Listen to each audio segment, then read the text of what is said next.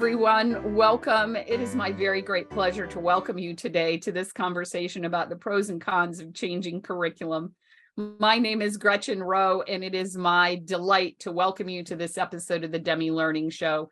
Our mission is to help families stay in the learning journey wherever it takes them. And today I have the pleasure of being joined by my colleague, Lisa Chimento, so that we can talk about the pros and cons of changing curricula.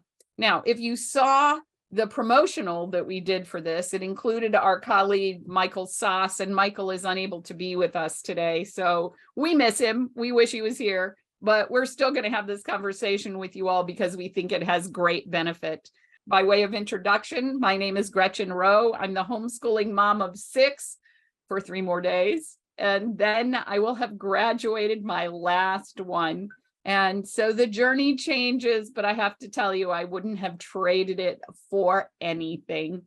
And Lisa, I'll let you introduce yourself. Thanks, Gretchen. My name is Lisa Chimento. I am a customer success consultant and placement specialist here at Demi Learning. I homeschooled my 4 children for 25 years, and they are all adults and out of the house now. I also work at homeschool conventions and have the great privilege and joy of meeting many of you at those live events, and it's really a lovely thing.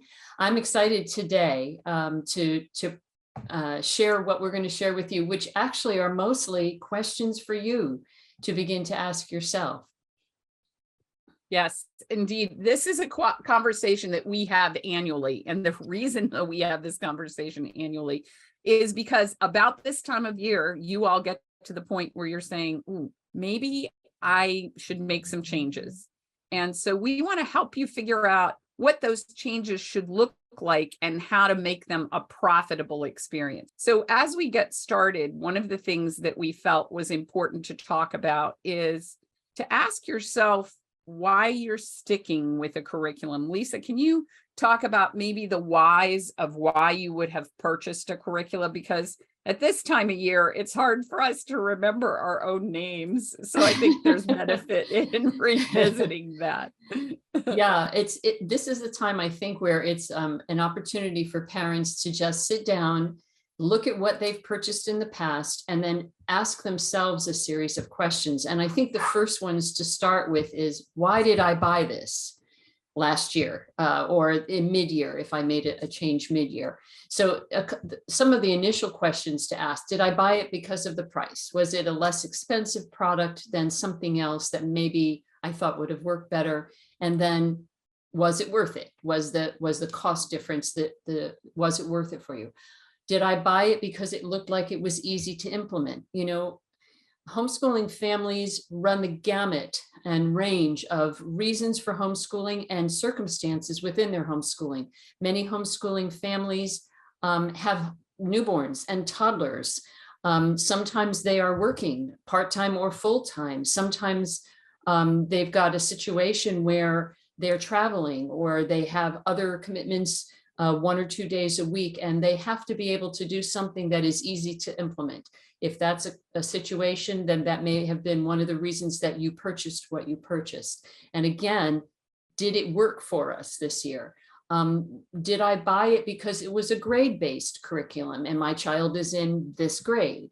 And then after those questions, to ask, okay, now that I know why I bought it, has that why changed since last September or last August? And do I need to now have different reasons for buying what I buy? You know, one of the things I think that we fail to take into account is to recognize that when you begin a homeschooling journey, it's as much about learning about yourself and your child as it is about the materials that you use. So if you're approaching the end of your first year of your homeschooling journey, you probably know a whole lot more about what you like and what you don't like than you did last spring or last summer when you made purchases.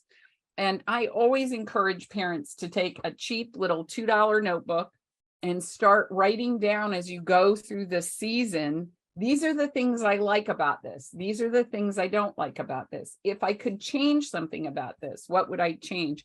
Because you know what, when you reach the point, okay, now it's time to purchase, sometimes you don't remember those conversations you've had with yourself in the middle of the time. So I think it's really common in the first year for us to look for something that appears super easy and we can implement with fidelity and not be too concerned about that implementation. But now that you're reaching the end of that year, what does that look like? What is it going to be for us to begin to approach the curricula as we see it? And so, Lisa, let's talk a little bit about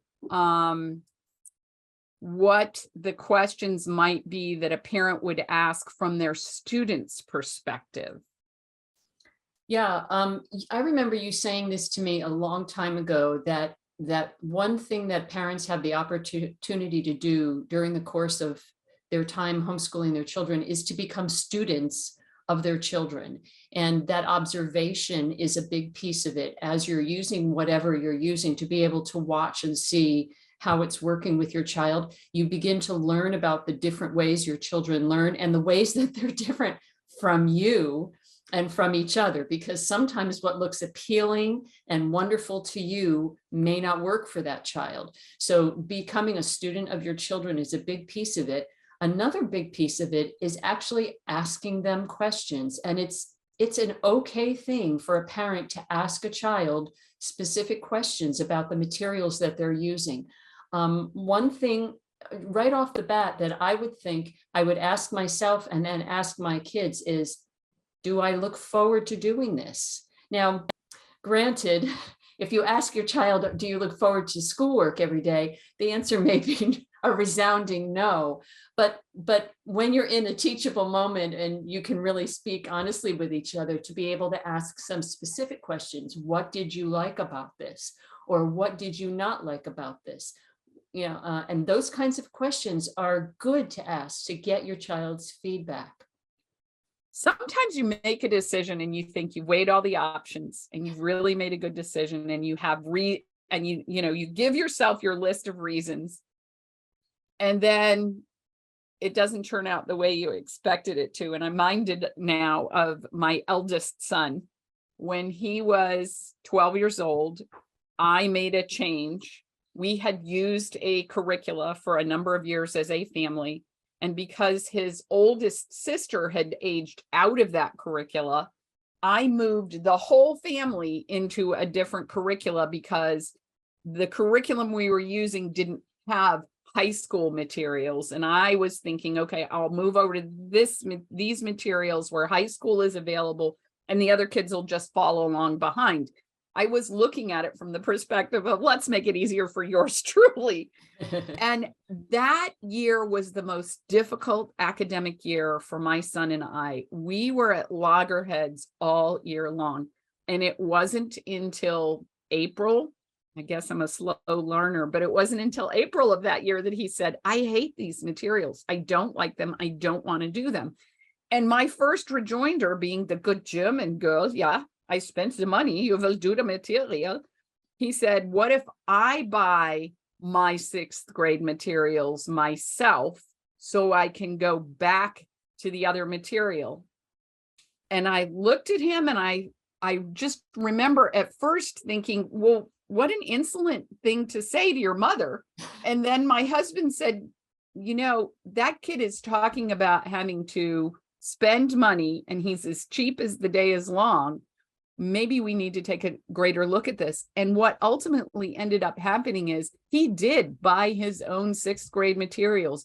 And between April and September of that year, he finished 6th grade in the materials that he was fond of. Powerful lesson for me in just making a wrong call. And P.S., that kid threw newspapers, he raked yards, he helped pull weeds for neighbors, and he raised the money himself. And he still talks about that now that he's in his 30s as being the vehicle by which he recognized that he could be in charge of his academics. Now, do I recommend that for every parent? Absolutely not.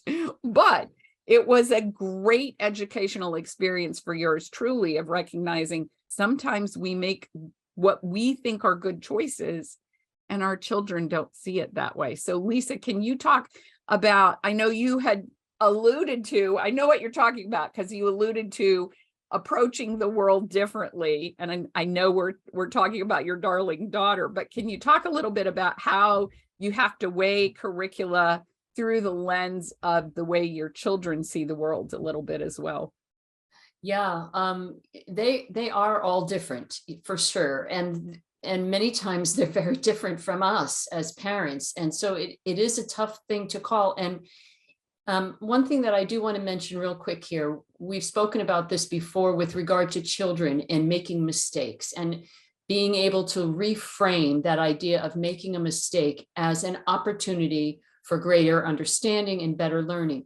And we as parents have to be able to give ourselves the grace as well. There are going to be times where we're going to choose something and we will find out it just wasn't the right thing. And we need to give ourselves grace and say, okay, I made a decision. It wasn't a bad decision. It was, I need to just make a different decision now. But the way to do that is always to go back in and take a look at what you did and find out what was wrong about it, because we don't want to have a knee-jerk reaction and just go off and buy something else that might not be the correct thing. Let's look at why it was the wrong thing and ask those questions. And yeah, for sure, there are times where you're going to use things for one child that won't work with another child. And that's a hard one. I'm frugal to the point of being super cheap.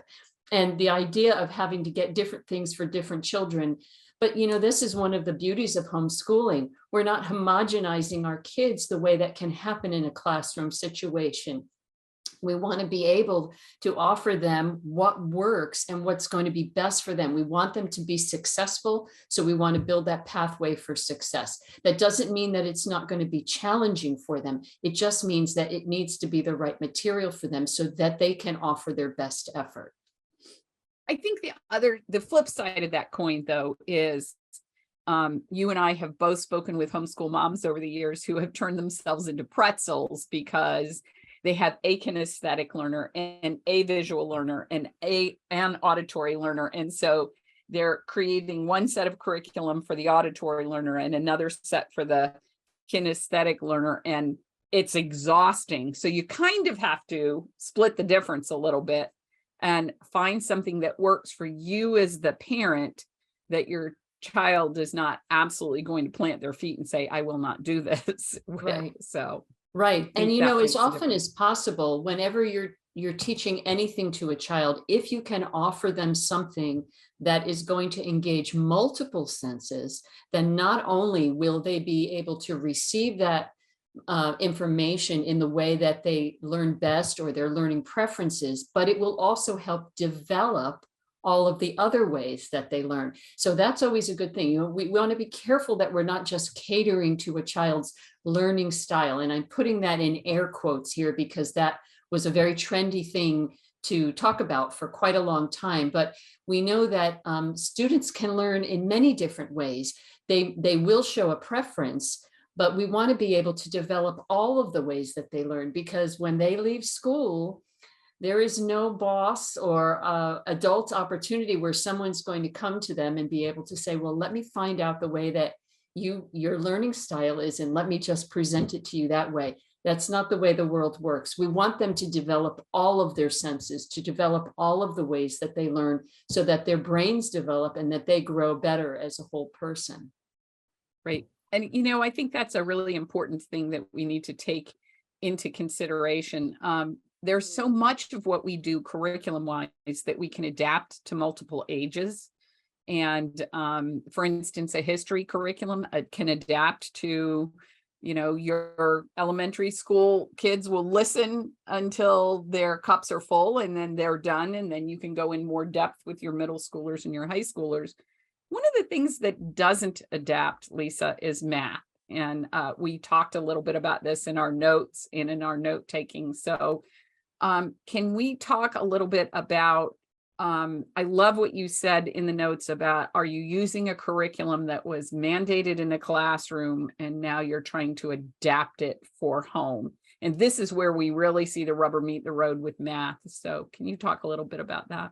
Yeah, for sure. A classroom program is is being created. And for that, what I reference to the homogenization of the students, where I guess that they're picking what they figure the average child in that grade or of that age will be able to learn. But we know that children fall across a spectrum. You can pluck 7 sixth graders out of a classroom who've all been presented with the same material, and they don't all know the same material. So math in particular is very specific, because unlike many of the other school subjects, it is inherently sequential. You can teach English and history and science and geography in any order you want, and it'll be fine. But when you're teaching math, if you're not following the natural sequence that is built into math, it can create gaps. And children will fall at different levels in their skill sets and their abilities and in what they've mastered. So you can have 2 children the same age or in the same grade, but maybe they don't have the same skills. If one of them has a gap in their learning in an earlier concept, you don't want to push them forward because they're of a certain grade or a certain age. You want to make sure you address where they are. We want to look at what a child, what their skill sets are today, and meet them where they are, and then help them progress. So we want to be very careful, particularly with math, to assess a child before you pick a curriculum or even pick a grade or any level that you're using with them. Make sure that you're assessing them for what their skills are today, not where they should be, or what grade level says that they should be, but where they actually are, and then work with them that way. So that's one thing in particular you want to be real careful with math. Absolutely. And, one of the things I think that is really important for us to recognize is there's things that we love to teach as parents and things we less love to teach as parents. And so there might be merit in evaluating how you feel about the curricula you've chosen as well. If it's a particularly intensive experience for you as the parent, then maybe that's not the best guidance for you going forward to continue that.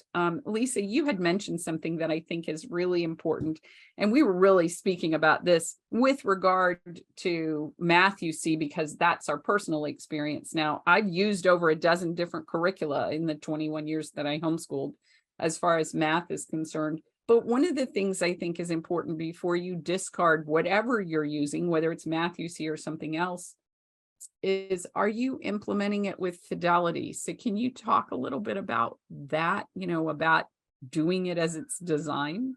Yeah, absolutely. Curriculum has been written with a great deal of effort and thought ahead of time. Whatever you're using, there are specific instructions that go with it. And when parents purchase, you've made an investment. So you want to make sure that you are reading the material properly. You are looking at what the specific instructions are for that curriculum.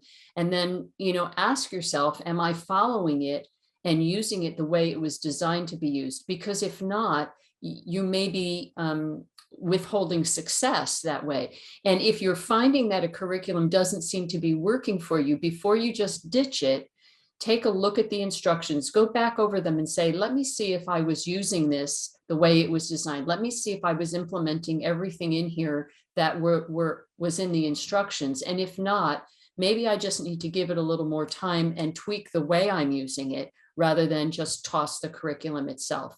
If you have been using it the way it was designed and you're still not finding success, then maybe that's the clue for you that it is time to make a change. But first you want to check on that. I think the other thing that we want to ask about is what kind of support that particular curriculum is offering me as a parent, particularly if it's in an area that you don't feel fabulously confident with. A lot of people share that with us. Oh gosh, I don't feel confident to teach math. When I was homeschooling my children, I've never felt confident teaching them to write. And so I, went around and looked for a curriculum that would help support me better so that I could then teach my children. And so you want to look at what kind of support the curriculum and the curriculum company will offer you if you have questions, if you are stuck on something, if you disagree with something in the curriculum and you think maybe there's an error you have to be able to contact that company and find a resolution to the issue. So what kind of support are they offering, and where can you go to get that support? Is it written right in the curriculum? Do you have to make a phone call or whatever?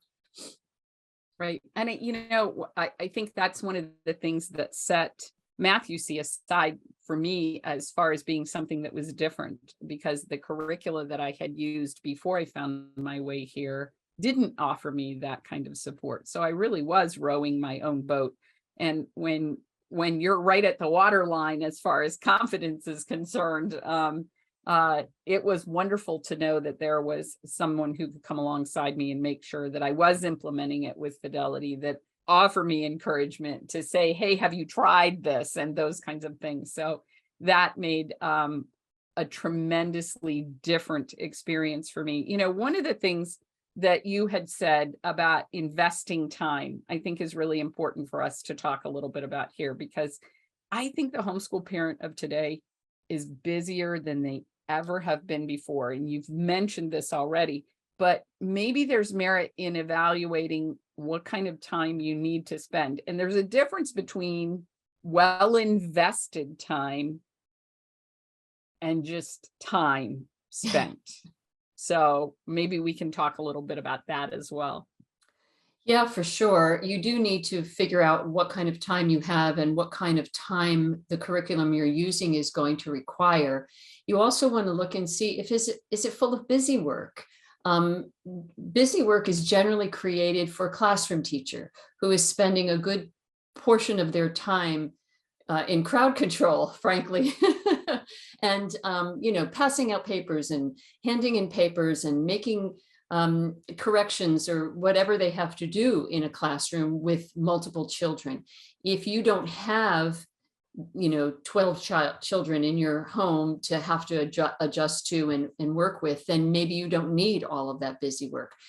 I think a big thing to keep in mind, and we've talked about this many, many times in different webinars, we certainly talk about it in the homeschool convention booth and when we're talking to families, even on the phone, be aware that more time spent in material does not mean more success. It doesn't mean more learning for your child, and it doesn't mean that they're going to be going on more quickly, because every child has a certain amount of brain battery and mental energy to bring to a task.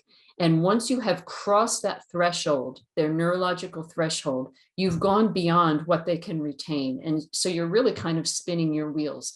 Our general rule of thumb is to add 2 or 3 minutes to a child's age, and that's the amount of time where they can give you their best effort with new material, and that they're going to be able to retain it from one day to the next. So if you are finding yourself in a situation where you worked with your children yesterday and everything was groovy and they learned it and they understood it, and you came back to it today and they looked at you like deer in the headlights, as if they had never seen it before, that may be a clue that you worked too long on that material, because you crossed the threshold at which they could retain what they were learning. So keeping those lessons short and finding materials that allow you to do that is, I think, a key to consider when choosing curriculum.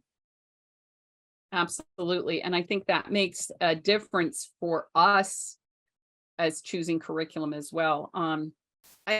There's a tangential thing that I really want to talk about here, and that is, at what age can we anticipate a student working independently? And I know this varies for every student, so I'm sort of setting you up a little bit, but you have conversations with parents all the time who are looking for some degree of guidance and help. So let's talk a little bit about evaluating the materials we're using and what degree of independence we can expect from the kids when they're doing it. Yeah, children are different. You're the parents of your child. You know them and love them better than anyone on this earth. So this is where really becoming a student of your children is so critical. I know that we are busy as parents, but we want to be careful that we don't just toss materials to a child and expect them to be able to learn on their own. Some can, and some can't. And the age will vary with different children, even within your own family. So we need to be careful that we are not expecting more of a child than he's able to do. If you are finding a child is freezing up or anxiety is coming in, then maybe that child is still in need of you sitting with them and working through that material. And we want to make sure that that child is able to verbalize back to you what they're learning.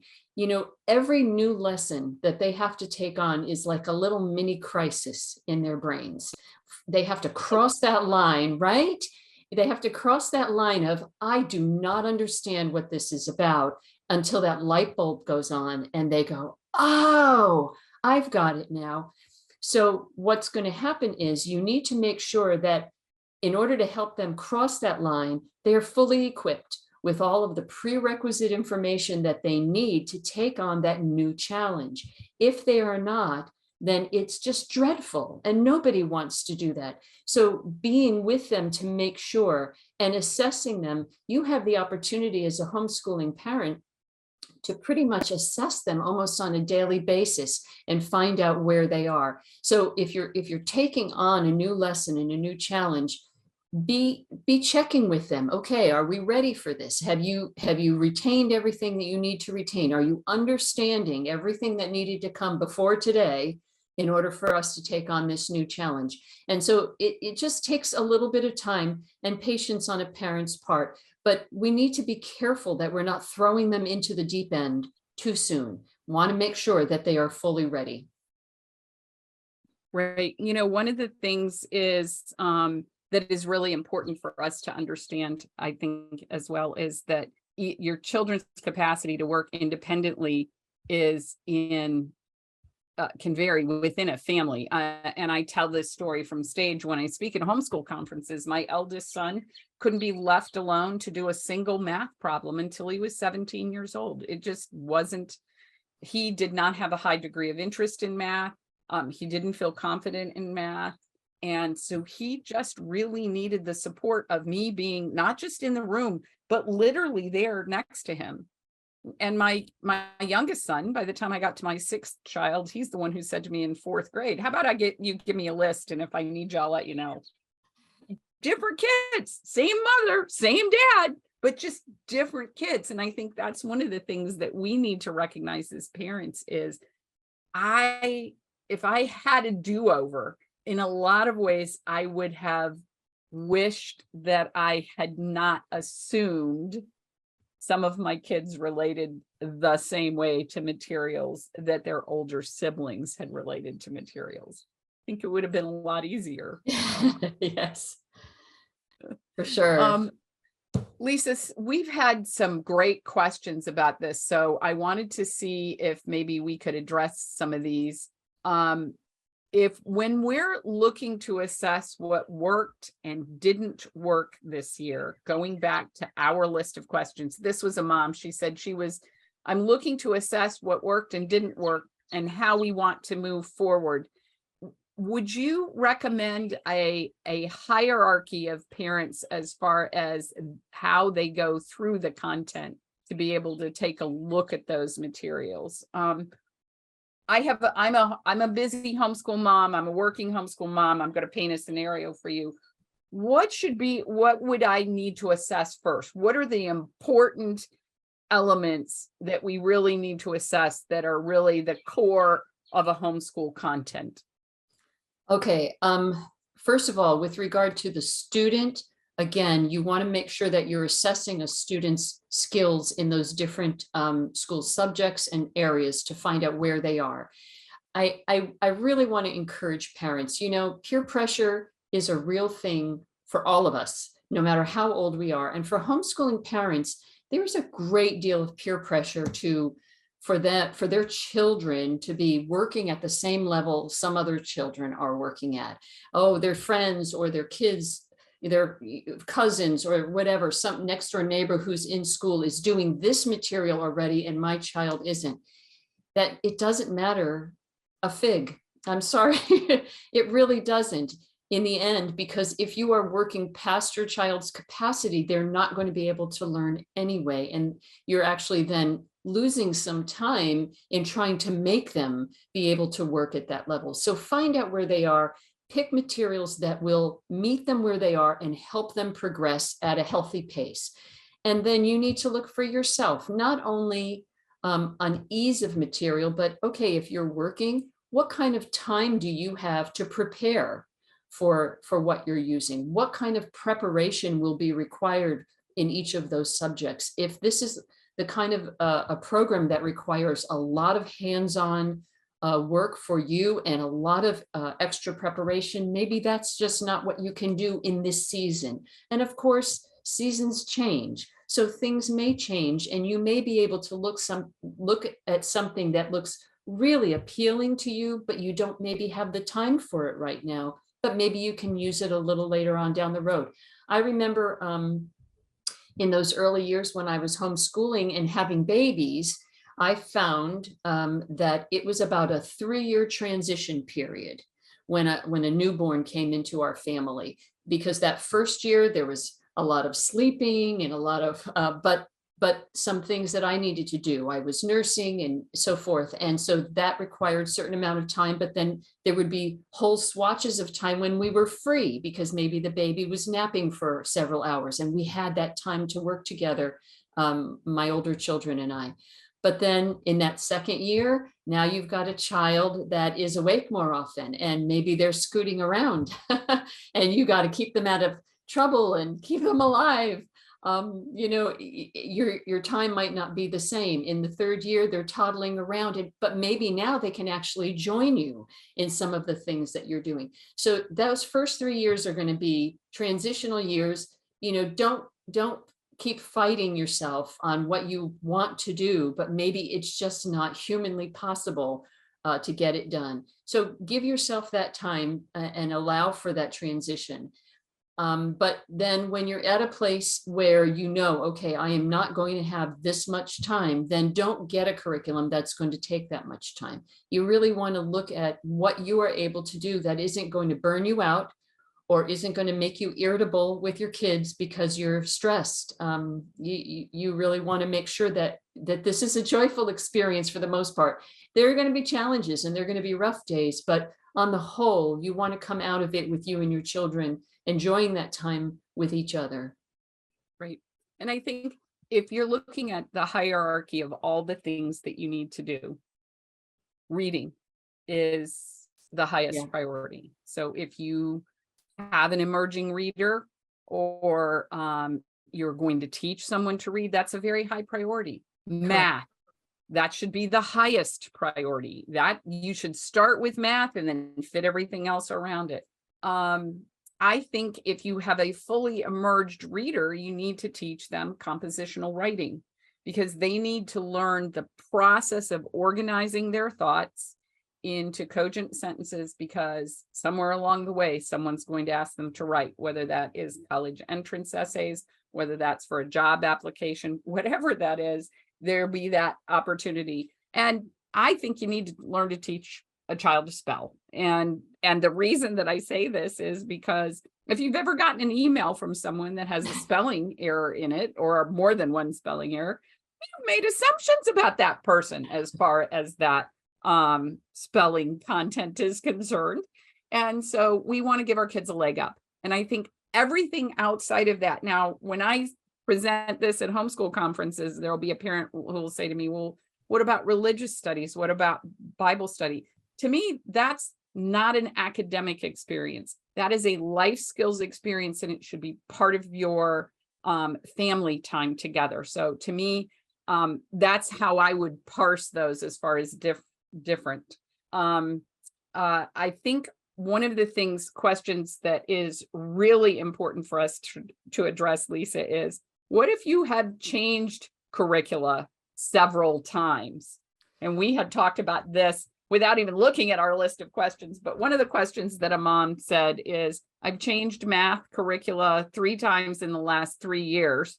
What's going to happen for me? What are the implications there? So can we talk a little bit about that? Yeah, that is a tough one. And I know that parents have done that. We've talked to lots of families that go through that same thing. If you are going to be changing curriculum, and you're getting the same kind of curriculum, then it may not make the changes you're hoping for when you make the change to a different course. And when I say kind, here's what I'm going to specify. If you're dealing with math, you have a couple of different methods of working through math. And I mentioned earlier that math, unlike other school subjects, is inherently sequential. So if you are using a grade-based math that uses what's called a spiral approach, you can pretty much go to any curriculum and it's going to be offering the same material, and it will very likely be taught in a similar way. There will be differences in that, but for the most part, it's going to be presented in the same way. So if you're hopping from math to math to math curriculum, that's a grade-based spiral approach, there may not be a great difference in the outcome because there isn't a big difference in the way that it's taught and in the sequence. For Math UC and possibly other courses out there that I'm not familiar with, we follow the natural sequence of math, and we teach it in that cumulative concept upon concept building of those skills. And so it's not grade-based, and it uses what's called a mastery approach, and it gives students whatever time they need to master one concept at a time and then build on that cumulatively. And so if you are struggling with one of those methods or the other, changing curriculum and keeping the same method may not be the solution for you. You may need to look into a change in the way that it's taught, in the sequence in which it's taught. Right. Absolutely. And I think one of the things that is difficult for us as parents is when we have had an experience academically with our kids that has not been stellar, sometimes we don't always evaluate. Sometimes it's clearly the curricula, but sometimes it has to do with, is the child ready? Have we missed those foundational concepts? So Lisa, I'm going to ask you, I'm not really going to go off topic here because I'm really rolling into your wheelhouse here, but if I were a parent and I'm trying to figure out, gee, my child is really struggling mathematically, what are the kinds of questions as a parent before I bail with whatever I'm using? What kind of questions should I be asking myself? Yeah, and this is, again, we were talking about the difference between math and other subjects. And this is where I really want to encourage parents, because if you're using assessments that go along with a grade-based approach, and if your student is struggling in one particular area, it may be affecting everything that came after it. So if you've got an older child, maybe your child's in 4th or 5th grade, and they're struggling with division or fractions or something like that, if they do an assessment, that assessment may tell you that your child is still working at a 1st or 2nd grade level. And that really isn't helpful. It doesn't address where the gap is, because they may be able to function perfectly well at a 1st or 2nd grade level, but maybe there's one area where there's a gap that just needs filling in. I like to mention to parents that math can be equated to constructing a building.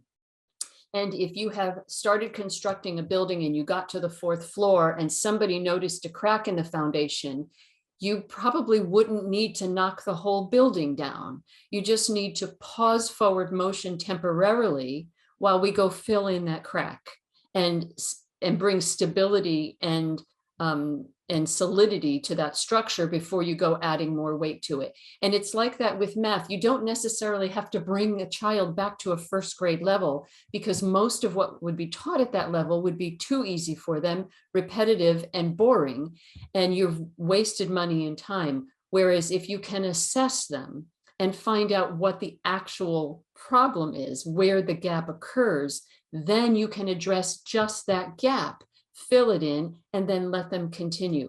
So when we're talking about math, let's do a proper assessment where we're looking at the skills that they're having to use at their grade level and finding out if all of those skills are intact. And if not, which ones aren't. Let's identify the gaps.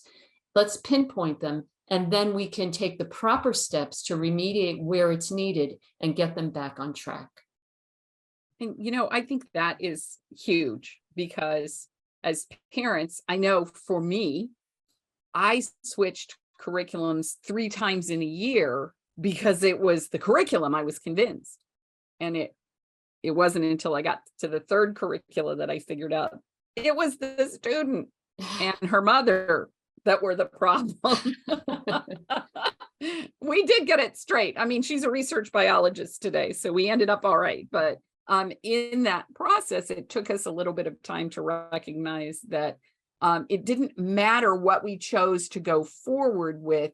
It was, as you said, we had a weak foundation. I'm minded of my son Duncan, who has been hiking on the Continental Divide Trail, and he said that they had one day that they only managed to make 2 miles in 10 hours because they were post-holing through the snow. In other words, you have to pick your feet up very high and you end up with your feet sinking into the snow. And that is, that's another analogy to what we're trying to do with our kids mathematically when we're expecting them to go forward. It's like post-holing through the snow. You're making it, but man, it's slow and kind of painful.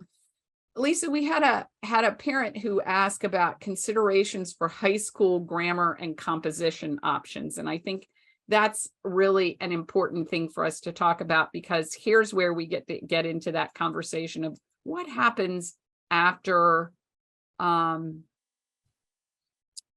we're done with our children. What do they want to do? And if we're talking about a high schooler, now's the time to engage them in the process of the academic experience. So can we talk a little bit about that? I know how it was in my family, but how was it in yours as far as preparing them composition wise? And I realize I'm kind of setting you up a little bit because I know how much you just loved teaching composition. So yeah, it was tough for me, and I think to be able to find materials that can equip the parent with not only the skills to teach writing and grammar, but also to be able to offer constructive feedback to your children. And that's where I really struggled. I could look at a piece of writing and say, this is good.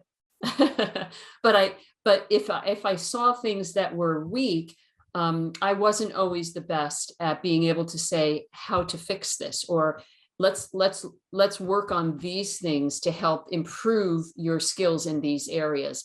And that's where I was really kind of weakened. So if you're like me and maybe you're not as confident in teaching writing, you want to try to find curriculum that is going to offer you that. It's going to offer you the support and the tools that you need to teach the different skills in writing, and then also to be able to offer constructive feedback. Because writing a C in a red pen and putting a circle around it at the top of your student's paper does not give them the information that they need on how they can improve their writing. And we want them to be able to write better. Whether they're going to college or not, we want them to be able to communicate well. When a baby is first learning language, we're talking at that child all the time and they are receptively understanding. But eventually we want them to be able to speak and to speak well. And it's like that with reading and writing. We want them to be able to learn to read, but we also want them to be able to learn to write. That's the expressive end of this portion of language development. And we want them to be able to communicate well what they want to communicate, whether it is creative writing or if it's nonfiction writing and essays. If they're going to be taking college boards and they have to be able to write a well-constructed, well thought out essay, we want to put the tools in their hands to be able to do that. But if you don't have the tools, then you need them yourself. So find a curriculum that is going to give you those tools. And it doesn't have to be a perfectly scripted thing where it's feeding you lines to give your children, but give you ideas, give you suggestions, give you some help, give you literature suggestions. We want children to read beautiful literature, well-written literature. That's going to help them to become better writers as well. Right. I think one of the things that we also miss as far as parents are concerned is we know intrinsically as homeschool parents that we need to study grammar. But if we're not grammarians of note, why do we do this? And you and I both know the difference when we're speaking in grammatically correct sentences and when we're not. And so I think one of the things that's important to give parents is an understanding that grammar in and of itself is a tool to make a better writer. So if you're studying grammar just for the sake of grammar in some sort of static enterprise that isn't connected to their writing, it does seem to be a waste of time. But if we as parents can recognize that the purpose of grammar is to create a more adept writer, then it becomes a better experience. And I know my kids, the curricula that I used most of the years that I homeschooled had grammatical elements every single year. And I since learned, looking back in retrospect, that I probably didn't need those grammatical elements until my kids were fully emerged readers. But once they were, particularly at middle school and high school, grammar becomes the tool or the vehicle to help us become more adept writers. And I think that in finding that, particularly for a high school student, that would be a really remarkable thing for us to do as parents. One of the reasons that I have loved the analytical grammar program that is now part of the Demi Learning family, I loved it well before it was part of Demi Learning because it helped me create that grammatical experience in my students so that they could become good writers. And my 5 college graduates, 3 of them are in very compositionally centric employment as adults. Even my research biologist daughter does an inordinate amount of writing. So being able to equip our kids in that capacity, I think, is really an enormous thing. Lisa, we have about 15 minutes left here, and I want to make sure you did such a terrific job of putting together our notes for this. What am I missing as far as questions to ask you? Take a look at those notes again, because we had great questions to ask parents, and I want to make sure that we're making sure that all those questions are entertained. Yeah, one of the questions that we put in our notes is a question that we've actually are asked sometimes by parents who reach out to us and they're considering one of our products for the first time. And their question is, well, I plan on putting my child back into school at some point. And is this going to keep them up to grade level so that when they go back in school, they're not behind? That's a valid and very important question to ask. So for instance, I mentioned earlier that Matthew C uses a different sequence than a grade-based approach in school. For those elementary levels, say 1st through 6th grade, the sequence will be different. If you know that you're going to be putting your child back in school in 3rd or 4th grade, then maybe it's a consideration to not use something like Matthew C for those levels if you're concerned that they won't be up to speed. I will tell you this, however, and forgive me for for plugging Matthew C here because I have used it and I know, and I've heard from many parents who've also expressed, even though the sequence is off, because there's such a strong foundation built in and there's such a strong understanding of the concepts that students are learning, even in the very earliest levels, even though they haven't seen some of the same material that kids the same age are seeing in school, they are able to take what they know to figure out what they don't know because of the understanding of those underlying concepts. So they're not just memorizing rules or memorizing rote memorization of material. There is deep understanding being built in the early levels. So this is something for you to consider, though. If you are going to be putting your child back in school, you want to make sure that they're going to be okay when they return to school. And that's a question to ask yourself, and then to ask the curriculum companies that you're calling. and mention that. Don't be afraid to ask these hard questions. If we don't have answers for you, then that tells you something. So you want to ask every question that's there. Write them down before you pick up the phone and ask as many as you want. That's what we're here for. And, I think in being good detectives, it's important for us to figure out, okay, these are the questions that I want answers to, but what leads me to something else as far as asking questions are concerned? And, you said something early on, Lisa, that I think is really important. Your kids probably have a lot more insight into their own academic experiences than we give them credit for. So even a 7 or an 8-year-old would have opinions. One of my children had a very strong opinion about the math that we were using when he was a child, and he felt like it was a lot of silly, busy work.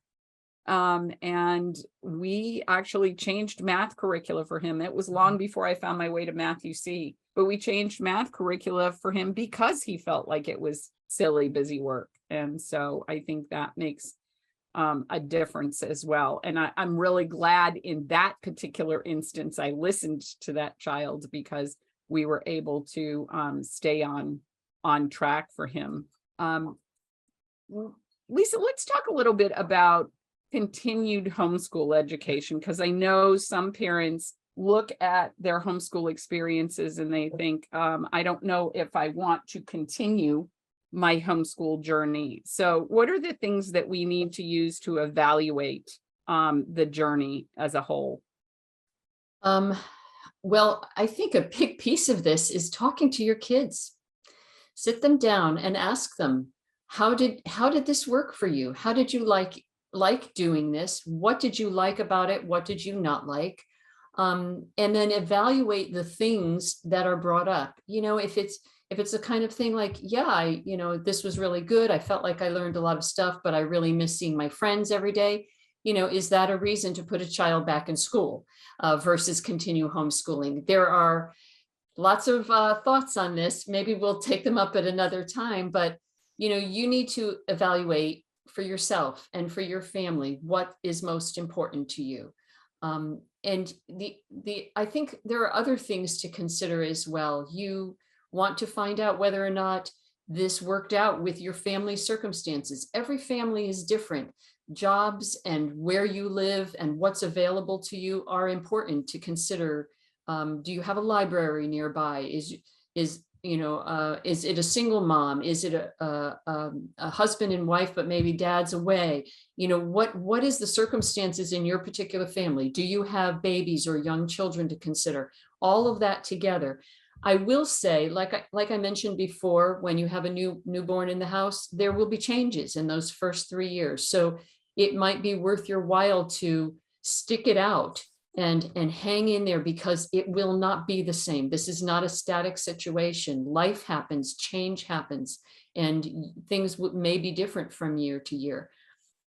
When you are a brand new homeschooler, you don't really know what to expect. You can ask a lot of questions, but your experience won't be the same as another family's. You might need to get something that's kind of all neat and tied up and done for you until you gain more confidence. I know that that's what happened with me. I bought kind of like a big box curriculum the first year. And after the first year, I thought, okay, we did not need to spend all of this time. I have 2 little boys and a baby. We could be done by 11 in the morning. I don't need to be sitting at a table with them for 6 hours a day. This is not necessary. That's what goes on in a school, because it's what has to happen when you've got large classrooms of children. That's not our circumstances. So you want to really take a look and see if what you're using is right for you, and ask all of these other questions. I think they're such important questions for parents to ask themselves. Do it at a time when you have the time to sit and really examine what you've been doing and what has worked and what hasn't. And do talk to your children. Their feedback is so important. They really do have insights that you wouldn't believe. And even though they might get up in the morning and grumble that they have to do their schoolwork, you may be surprised at some of the things that they have to share back with you.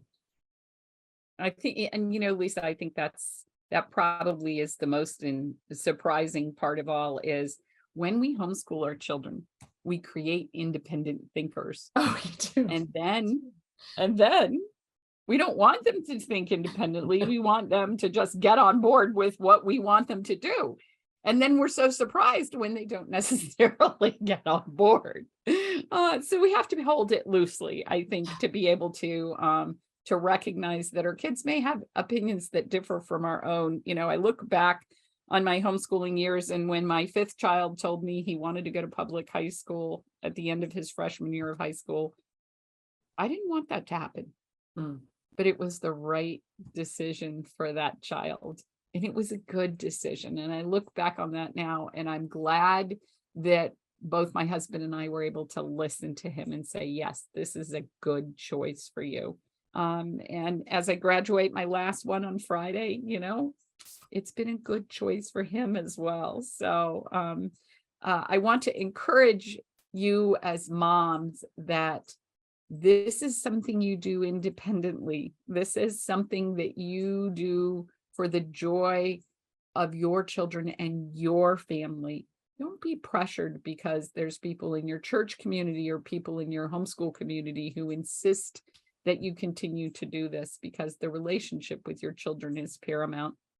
Lisa, we're almost at the top of the hour. What closing thoughts do you have for our parents today? I just thought, this is something that I should have mentioned earlier, but I can do so now. If you are going to be continuing to homeschool, find support for yourself. If it doesn't come from within your extended family, maybe not in your neighborhood, find it online if you can't find it locally. Most cities have homeschoolers in them that maybe you don't know yet. You can put the word out there, go on to the Nextdoor app or something that is a community-based outreach where you can put a question out there and say, any homeschoolers in the area, let's get together. You want to surround yourself with people who can support you. If you are a brand new homeschooler, please don't be afraid to ask questions. Nobody is going to resent you for it. Most homeschooling families that I know are very generous to share their experience and their wisdom. It was a blessing to me when I first started. It made all the difference. Don't be afraid to ask those questions. If you can't find it anywhere else, call us. We'll sit on the phone with you and talk about anything. It doesn't have to be to try to sell you anything. We've all homeschooled our kids here. We are happy to talk with you and just share and listen if you just need somebody to bounce ideas off of. Absolutely. I think those are very wise words indeed. So we'll leave you with Lisa's words today. This is Gretchen Rowe for the Demi Learning Show. Thanks for joining us. You can find the show notes and watch a recording at demilearning.com/show or on our YouTube channel. Be sure to rate, review, follow, or subscribe wherever you may be hearing this, especially if you really enjoyed it. Thanks for joining us today, everyone. We'll talk to you again soon. Bye-bye. Bye.